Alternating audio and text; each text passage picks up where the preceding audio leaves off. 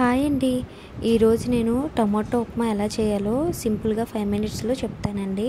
దానికోసం ముందుగా కడాయి తీసుకొని 2 టీ స్పూన్ల ఆయిల్ బాగా వేడి చేసి వేడయ్యాక కొంచెం ఆవాలు చిటపటలాడేంత వరకు కూడా ఫ్రై చేయాలి. తర్వాత కొంచెం జీలకర్ర, అలాగే కొంచెం కరివేపాకు, 2 పచ్చిమిర్చి, కొంచెం శనగపప్పు వేసి బాగా ఫ్రై చేయాలి.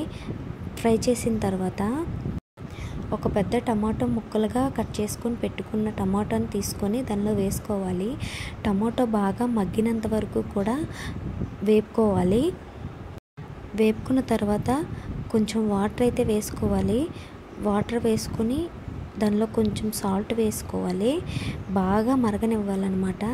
మరగనిచ్చిన తర్వాత తీసుకున్న ఉప్మా రవ్వని, ముందుగా ఫ్రై చేసుకొని ఉంచుకున్న ఉప్మా రవ్వని స్లోగా వేస్తూ కలుపుతూ ఉండాలన్నమాట.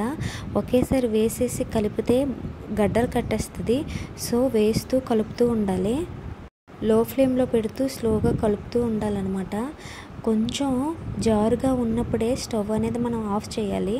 అలా అయితే మెత్తగా ఉప్మా వస్తుంది. లేకపోతే లాస్ట్ గట్టిగా అయ్యే వరకు కూడా ఉంచితే చాలా గట్టి పడిపోతుంది అన్నమాట. నా ఛానల్ కనుక మీకు నచ్చినట్టయితే సబ్స్క్రైబ్ చేసుకోండి.